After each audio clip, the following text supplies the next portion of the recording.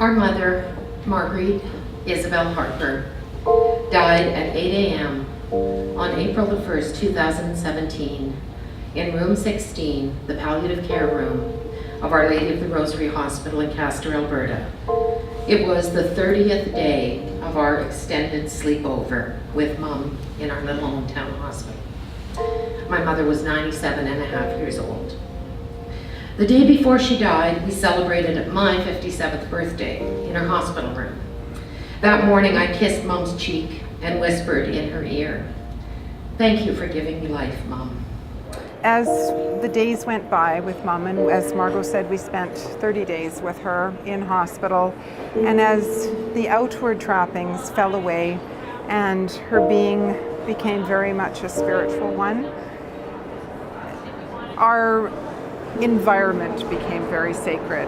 And we were also very much, I want to say, filled with the Holy Spirit, I believe, and graced with being able to join Mom, in a sense, in experiencing the transformation, being able to glimpse it, not actually, fully experiencing, but being able to glimpse that vision, that she was seeing and talking to Jesus. We were 20 people at times in her room on my birthday, gathered around the bedside for cake, champagne, music, and poetry. Carolynn and I knew the night of March 31st, my birthday, would be Mom's last.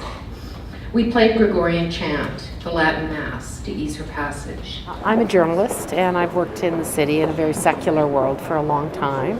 And, I experienced my Catholic faith as a child, and I'd moved into a much more secular world, and I think that this journey with Mom was a real return. We experienced the power of prayer, particularly the Hail Mary. We felt the absolute healing power of prayer and the comforting power of prayer and the sacredness of that space that I think, having experienced it, I believe in a way that I think I had not before. I think it feels like a much more personal God to me than I had ever experienced.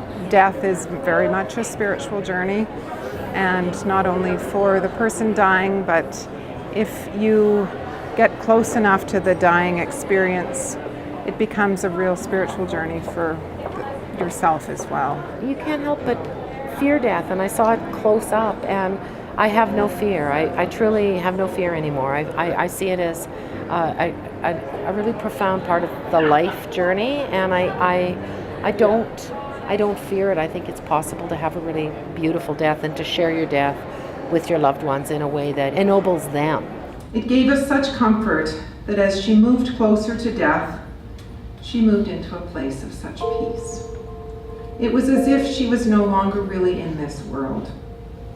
She seemed often to be looking at heaven, at Jesus, at the great mystery. Whatever it was, in the end, there was no fear, no grasping, no clinging to this world. She was moving on. I mean, my mom really believed that in every sick person, in every abandoned person, in every lonely person, you saw the face of Christ. And I really believe that kind of the renewal of my faith gave me and my sister and our family the personal strength and capacity to be with Mom in her, at times, very dark hours, and to care for her body after death, and I tell that story to people, and they're like, "Oh, how could you do it?" Well, it wasn't fearful, it was beautiful, it was sacred, right? And that's our experience of faith. It was a tremendous thing to witness. I believe that Mom taught us not only how to live, but she also taught us how to die.